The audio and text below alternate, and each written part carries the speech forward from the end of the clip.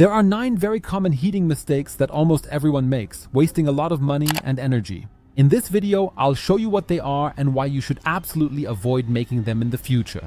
Before we get to probably the biggest mistake you should never make, let's start with a smaller one that many people do. When they leave the house, they turn the heating off completely. You should absolutely never do that. The problem is that when you leave the house, depending on the outside temperature and how long you're gone, not only does your heating cool down, but also all your furniture and everything else in your home, and maybe even the building envelope itself. When you come home in the evening and turn the heating back on, you ultimately consume much more energy to get all that warmth back into your apartment. So just turn it down a bit instead. I'll show you exactly to which setting in just a moment. Another common mistake is to leave the bathroom heating off and then turn it up all the way just before you want to use the bathroom, for example, when you are planning to take a shower or get ready for your day. The problem with this is that while the air quickly becomes pleasantly warm when you want to use the bathroom, the walls remain cold. The moisture in the air can now condense on the walls, creating an ideal breeding ground for mold, which you definitely want to avoid. Another thing you should absolutely not do is try to heat other rooms with it. That means you turn on the heating in one room, just leave the door open, and in another room right next to it, you simply leave the heating off because the other heater is supposed to heat up that room as well. But this is also a misconception because the warm air flowing out of the heated room also has a high humidity, which in turn increases the risk of mold growth in the rooms you are trying to heat. Before we get to the next mistakes, we first need to clarify a very important point. Because what many people still do wrong is simply turning the heating all the way up when they want it to be warm. That means on most radiators, setting it to level 5. And this is exactly where most people waste the most energy and therefore the most money.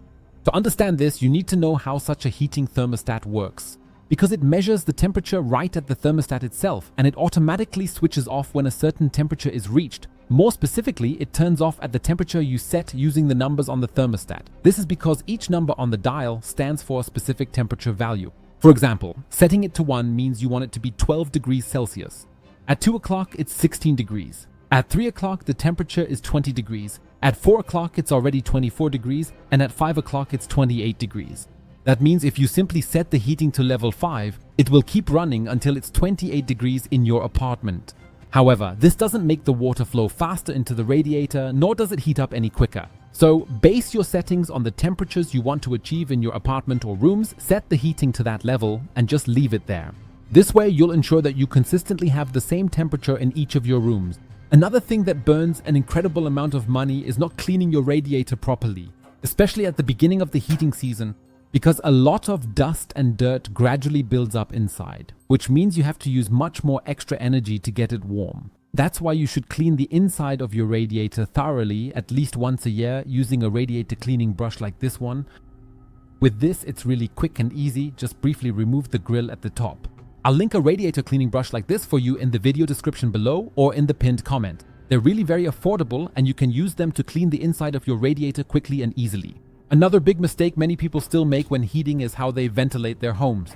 Of course, you also need to air out your apartment regularly to get fresh air inside. For this, you should turn off the heating beforehand and not just leave the window tilted open, but rather air out the room thoroughly. This means ideally, you open all your windows completely for about 10 to 15 minutes. After that, you can close all the windows again and turn the heating back on.